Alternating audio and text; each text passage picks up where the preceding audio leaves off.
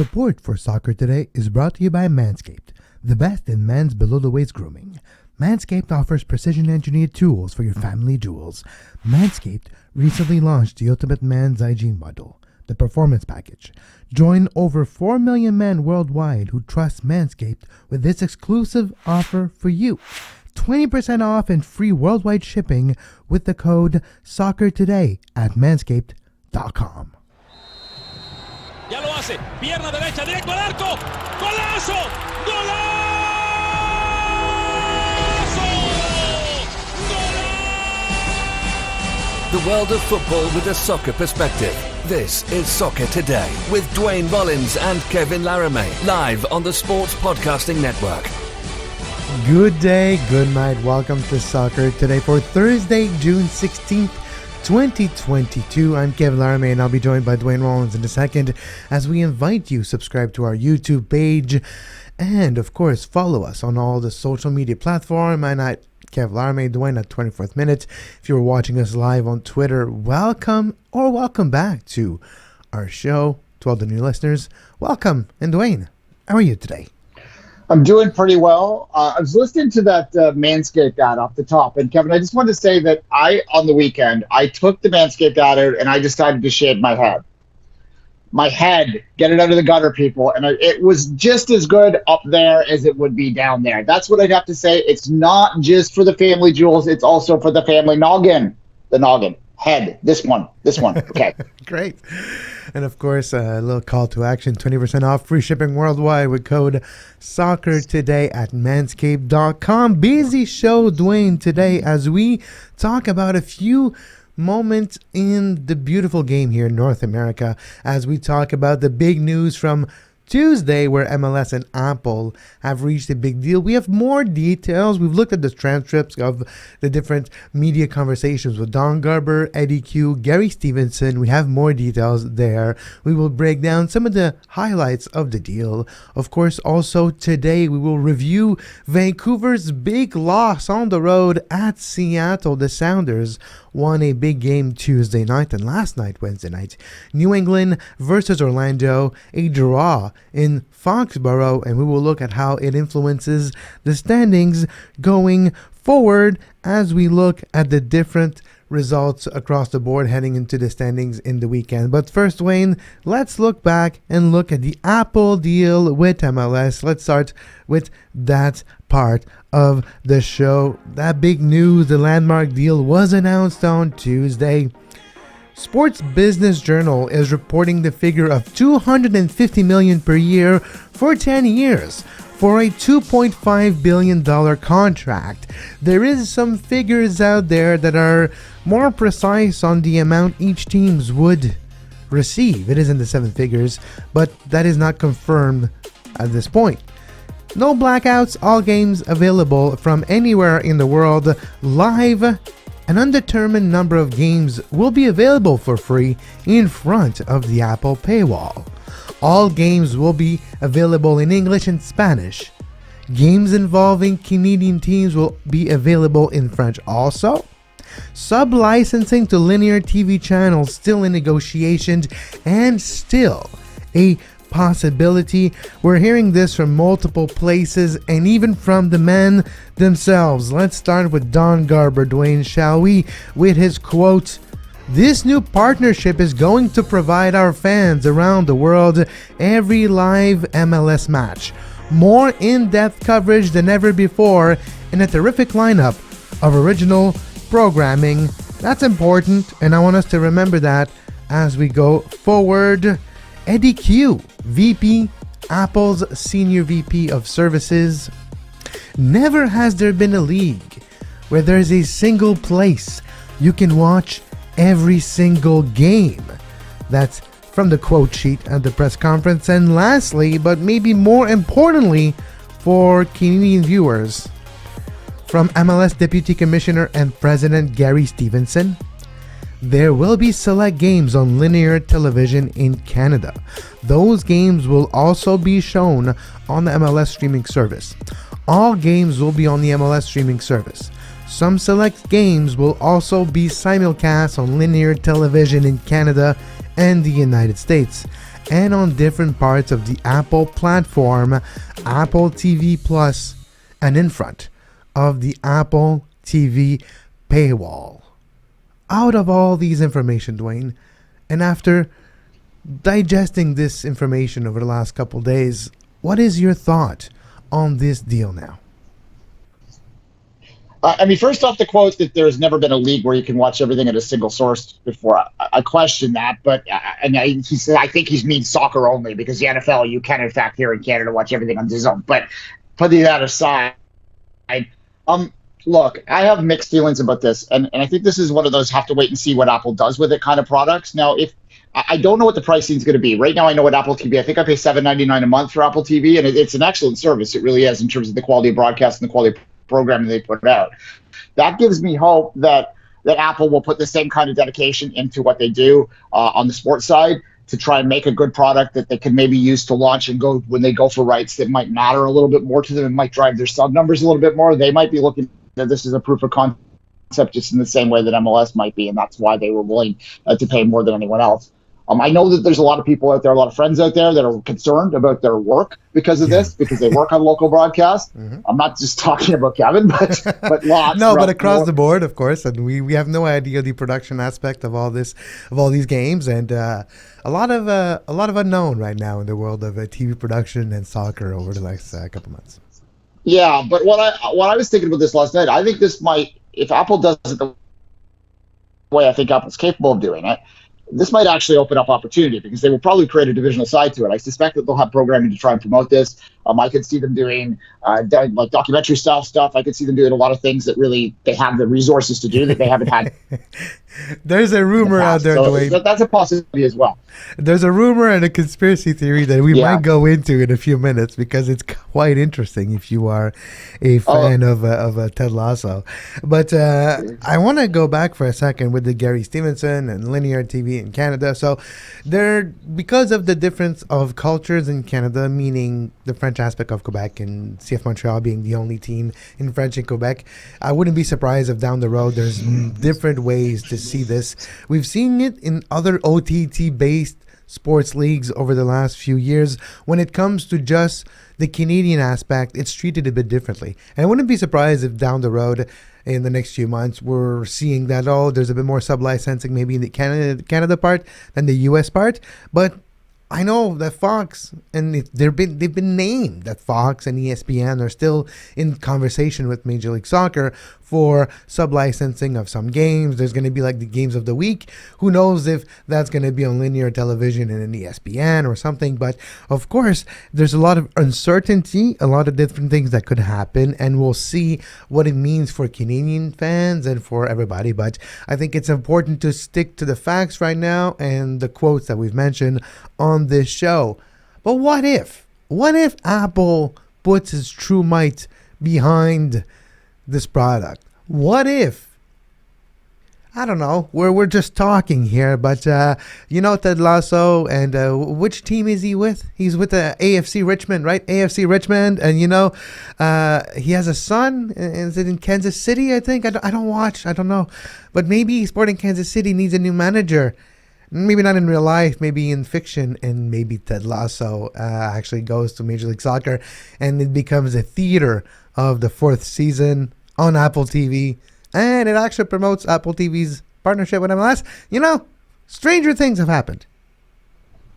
Yeah, I do watch, and you should watch, Kevin. It's not really a soccer show. In fact, I'm going to try and maybe do a bit of content around season 3. They're talking about that they're going to end it after season 3, so I'm not sure. But there is that suggestion that it would be a perfect little bow wrap if they were to have him, end it by him leaving to go back to be close to his son to coach Sporting Kansas City. And Peter Vermees, might be on the hot seat. So who's to know there? In real life, Jason Sudeikis named manager of Sporting Kansas City.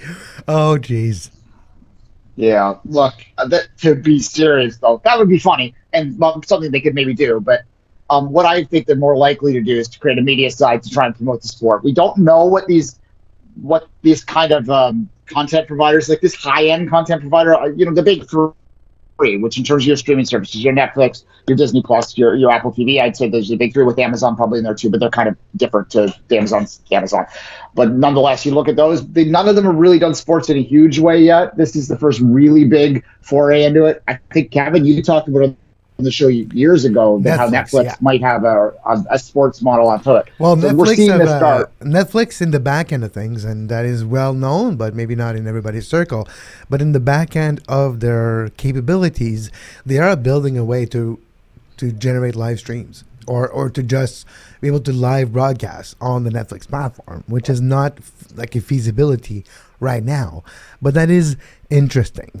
But once again, 10 years is a long time, and there's a lot of things that can happen. It will evolve, and the way it is at the beginning won't be the way it is at the end. If there's one thing I learned about all sports properties and the way the rights evolve and how long the contracts are, the way it starts and the way it ends is very different.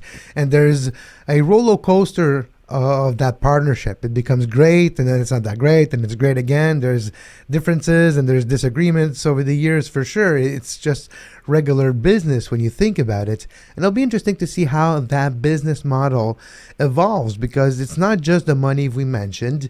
If the money surpasses the threshold that has been identified by Apple and MLS, the extra revenue generated and part of the subscriptions of the new subscriptions generated by MLS contract with Apple will also be shared with Major League Soccer and the different clubs. So it's a different type of partnership, and who knows how it will evolve.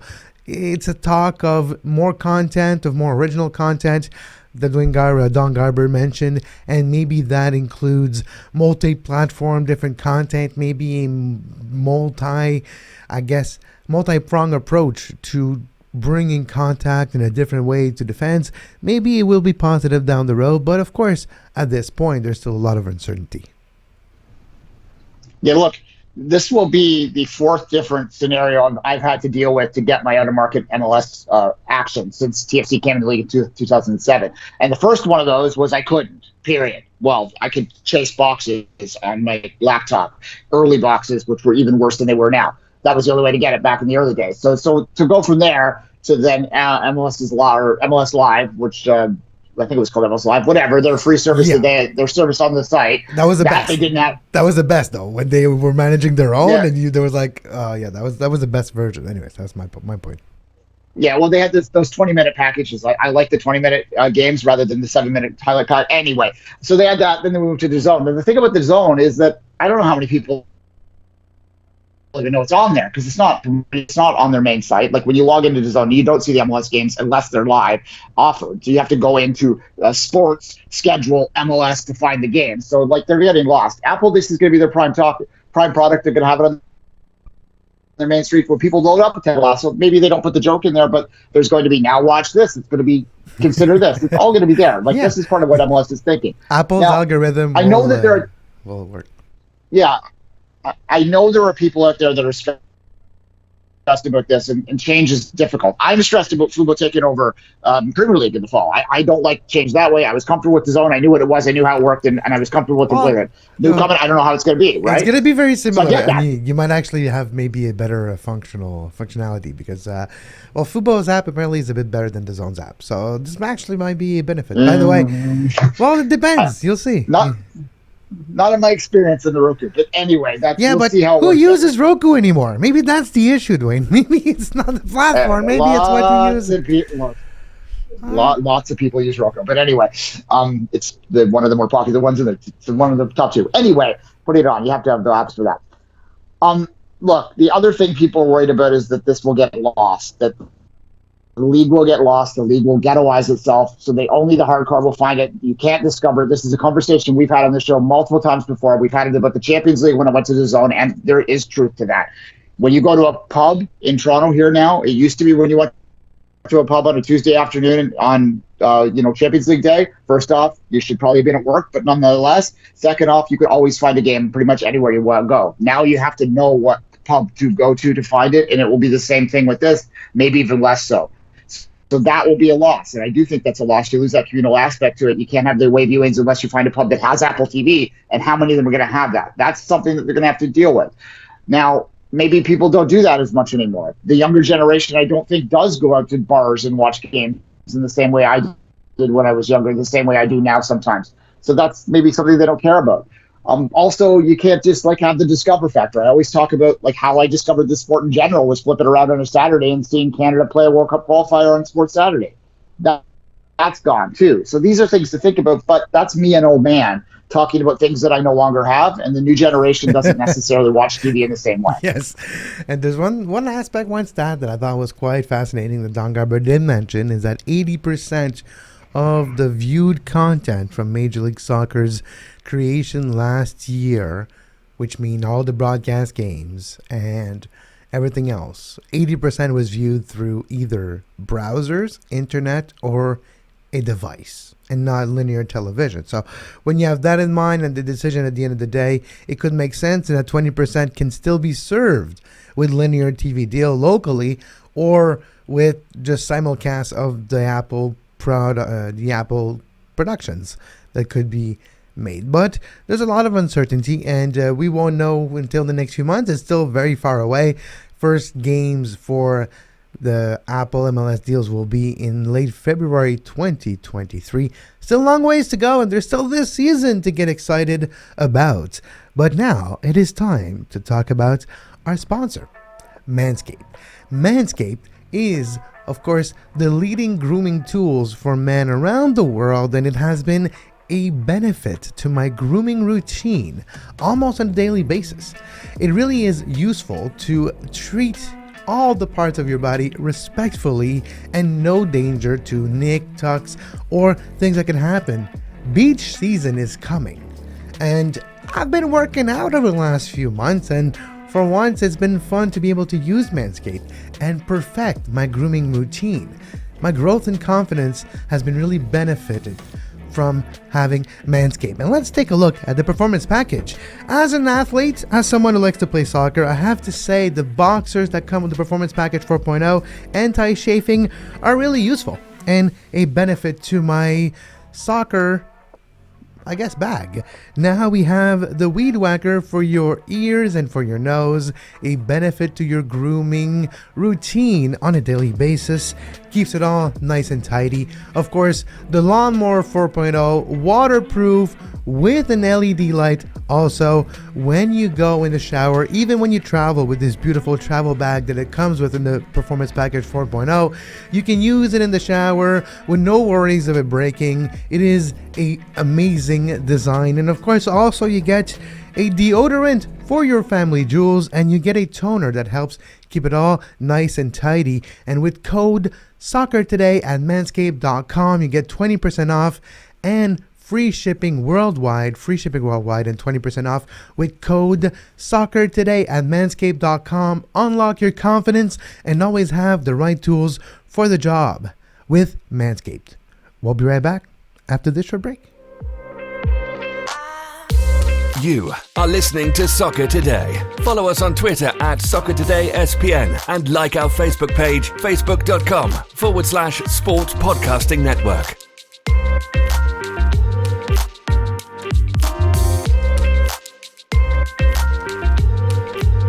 And we're back on Soccer Today. Kev Larme with Duane Rollins. It is time to talk about amazing human beings that have gone to our Patreon page at patreon.com/2solitudes and are part of the shoutout tier. Let's look at our amazing human beings that we will find in a 1 second right here. The patrons, Pierre Mayot's been a long-time supporter of this show. Long time, almost a decade now, Pierre. We wish you a great weekend of Formula One in Montreal.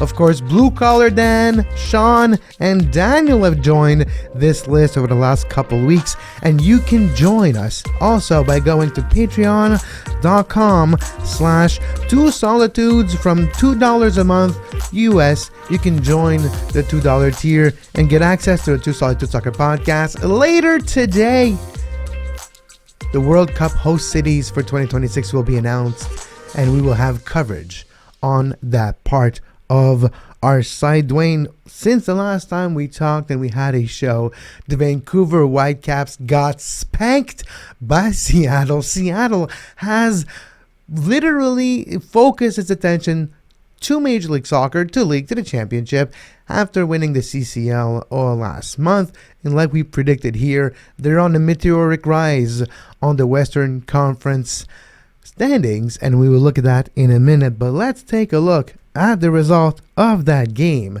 that took place late Tuesday night. A spanking. Seattle 4, Vancouver nothing. 0 shots on target even. A big donut for Vancouver. 10 shots, 0 on target. This is their 7th loss on the road this season for the Whitecaps. For Seattle, Nicholas Odero from the penalty spot 5 minutes in. Never in doubt. Raul Ruidiaz at the 28th and 54th minute. At that point it was 3-0. And Alex Roldan made it 4 at the 89th minute. 16 shots, 8 on target. That's 50%. 56% possession also. 549 passes with a pretty high 8.6% pass accuracy. And do not let the penalty fool you. Expected goals tells the real story. Seattle 2.3 and Vancouver 0.6. A meager performance once again by Vancouver. Do you think there's any hope for the Whitecaps going forward, or will they go down a bit and be wooden spoon contenders with Kansas City over the next few weeks? I urge you all to just go back in the archives for the past 5 years and to get my answer on whether I have any hope that the Whitecaps will continue to improve. The answer to this is no. I don't. I'll give you a concrete example. They played 2 games during the international break. You have a choice as an MLS team to play. Their owners don't care. Their owners don't care about winning because they do not put that team in a winning position to actually succeed, or his position to succeed. That game, that screams out to have Cavallini there. He's not there because he's away on international, right? What's that expected goals? 0.6? No, the Whitecaps. And look, I get angry at the Whitecaps, not out of some bitter thing. That's not a rivalry thing. They're hardly a rival in any real way. I get angry at the Whitecaps because their owner, Kerfoot, holds the whole damn league back because of his own cheapness and screws over his own market. This team it's nothing against the players. They're out there trying their best. They get lightning in a bottle for 6 months. Maybe, yeah, they can make a playoff spot. But making a playoff spot in Major League Soccer is not an accomplishment. It's not at all. I found it hilarious the lead up to the Vancouver squeezed into a playoff spot. They're on the rise. Yeah. No, look, peel back one little thing. I'm mixing my metaphors up. I'm so angry at them now. No, that game was terrible. It was a waste of time to watch. It was a good time for Seattle. Nice little run out for them. Anyway, the Whitecaps. What are you going to do? Yeah. What are you going to do? Go to watch Victoria. Go to Victoria, watch the Pacific. That's what you might do. Or the new team that's coming next year. That's what they might do. So the Whitecaps should probably figure that out. I'm talking about. Here's the result of the standings of that game earlier this week in the Western Conference. With that loss, Vancouver is now 11th in the Western Conference. Seattle climbs all the way to 7th from being 13th a few weeks ago to now being in a playoff position. Only 4 points behind Nashville and the LA Galaxy, but having their friend momentum with Seattle, they will climb higher in the Western Conference standings.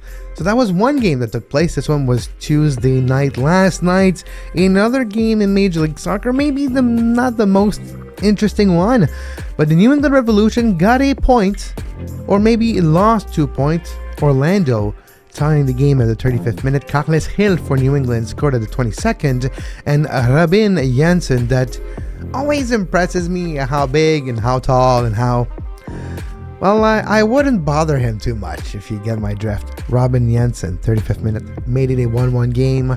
9 shots, 3 on target for New England. 13 shots, 5 on target for Orlando. Quite an even game, even when we rounded up. Expected goals can be considered close to even. This one is what I call a mid-season game in Major League Soccer between two clubs that are looking ahead and after this game. Yeah, not much to say. I'm wearing my happenstance. If you're watching on the video feed, you know I'm wearing an Orlando jersey today. That had nothing to do with this. I just happened to grab this one because it was clean. It's called But coincidence, yeah. yeah, but I have a whole rack of jerseys that I grab and put on before the store. For the record, people, I don't wear soccer strips every day outside the house. I really just wear them for the show. Have a whole strip there. If you want to donate any of your used ones, I'm happy to take them and wear them on air. I'll rep your team. I don't And wear that let's- Manscaped jersey outside our studio either, but that's great though. I love it. It's very comfortable. Yeah, there you go. Look, yeah, other than to talk about New England continuing to not really get on a roll, there's not much to say about that game. And that is a topic. It's a topic we've talked a lot about this year because it is a storyline. It's very rare. It's very, very rare that an MLS team will repeat in any way, but it's especially rare that you'll have back-to-back Supporter Shield kind of contending teams. I think the last time it was done with the Galaxy back in 12 and 13, I believe. So it's a tough thing to do, but they're really showing, and I think it's only going to get worse from here, honestly. I suspect they might see some more players move on from them in the summer. Well, there's still, though, when we look at their result in the standings, now they're back in the playoff position, though. They are sixth in the Eastern Conference with 20 points. Sure, yeah. Hey, 1 point in when it's 1 point. Toronto's more than 1 point away, so that's that. New York City FC, which are still top of the Eastern Conference with a brand new manager. We'll see how that works this weekend and going forward. Philly is second, Montreal is still third, New York Red Bulls fourth, Orlando is fifth with this 1 point, New England sixth, and Charlotte is seventh, the last place that gives a playoff spot.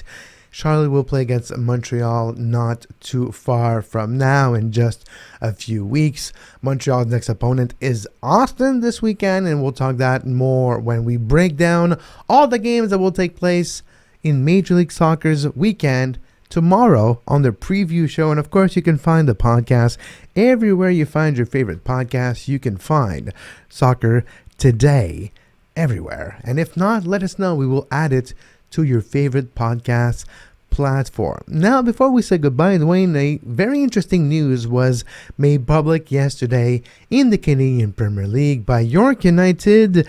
Abzi is going to France Ligue 2, the young stalwart from York United, who has played since the beginning of this league with this team. One of the stars even of this team is now going to Europe. Very happy for the young player from the Montreal region who's played with Blainville in the past and York United. Of course, he played futsal with Sporting Montreal in the PLFQ, also a very well-known name in the province here.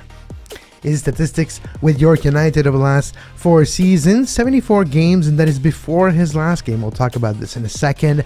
74 games, 8 goals, 9 assists, over 6,000 minutes played as a very useful player, one of the stalwarts, and he's going to Ligue 2. He's going to Pau, the Club Pau, or Pau Football Club, a very interesting city in France, who is very well known for cycling fans. That is, if I'm not mistaken, the second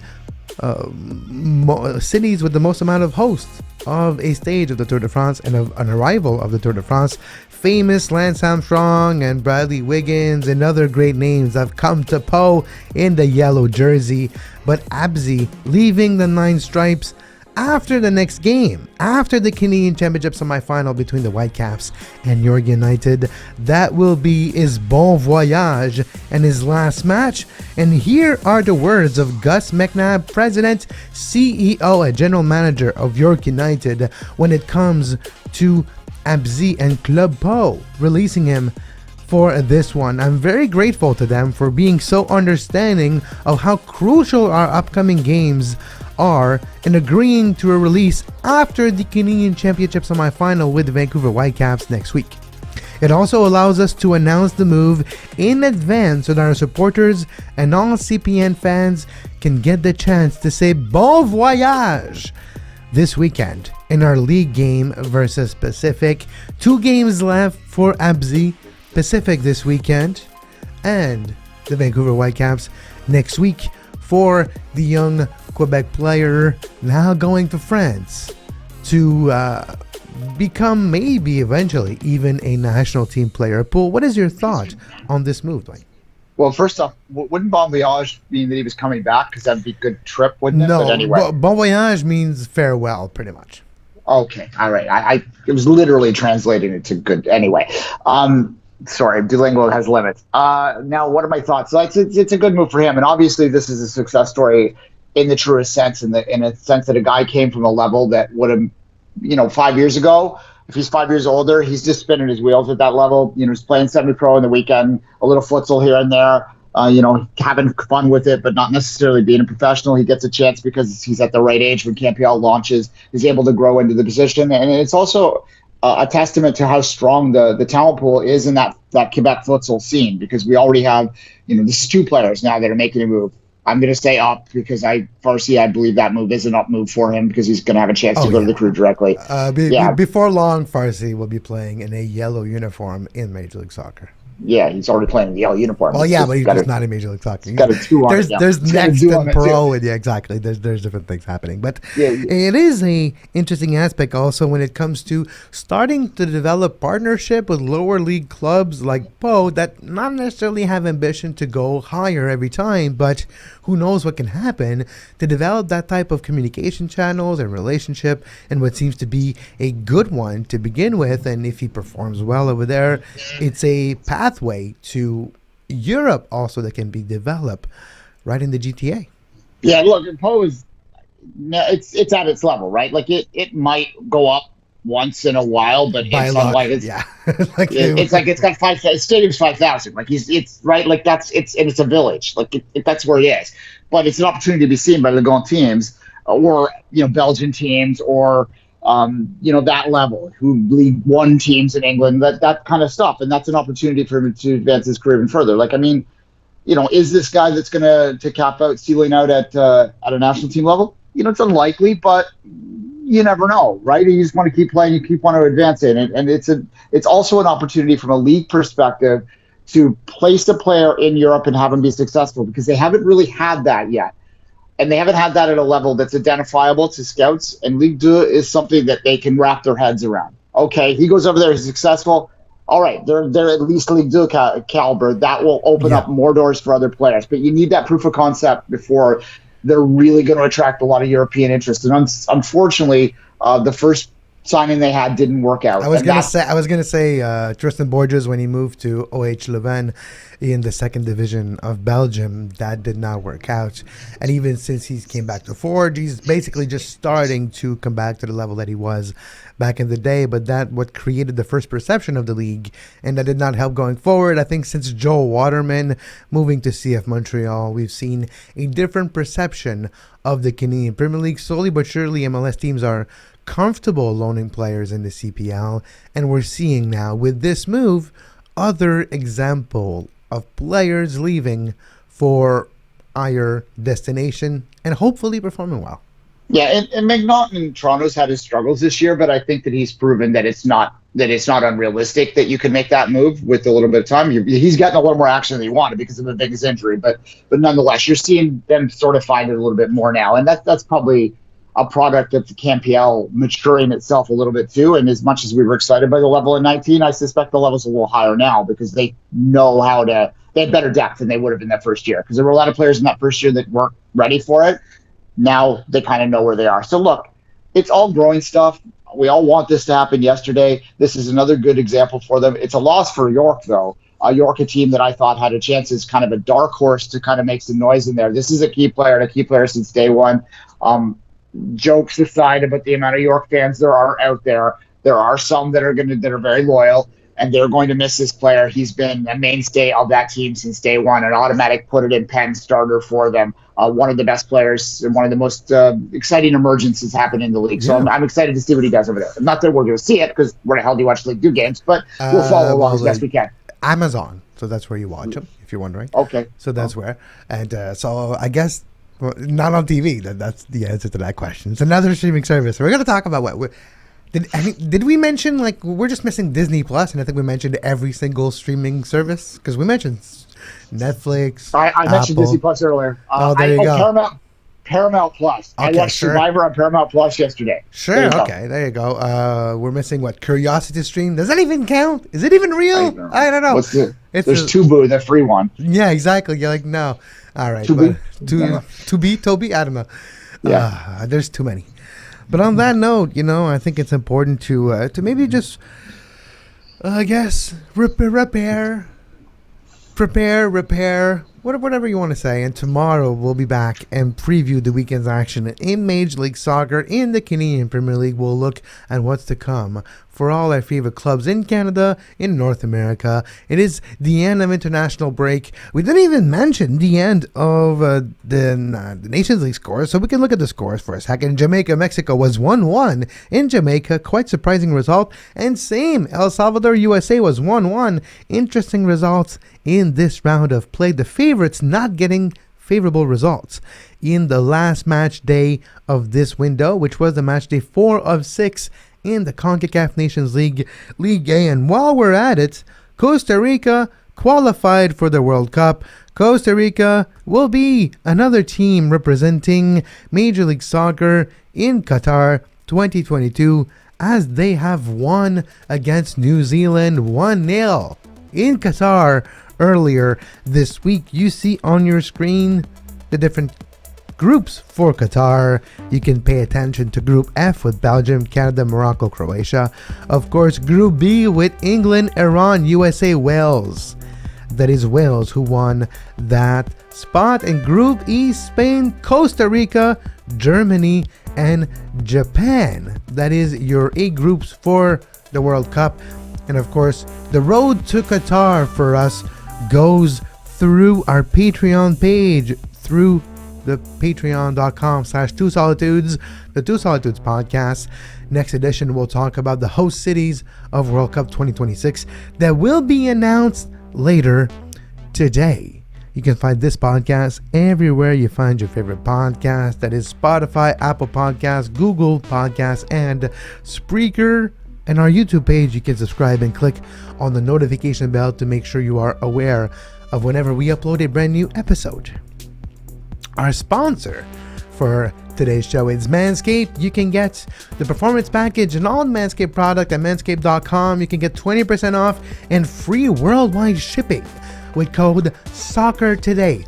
That is 20% off and free worldwide shipping with code SOCCERTODAY. Unlock your confidence and always have the right tools for the job at manscaped.com. As always, until next time, for Duane Rollins, I'm Kev Laramie, and we wish you a great soccer.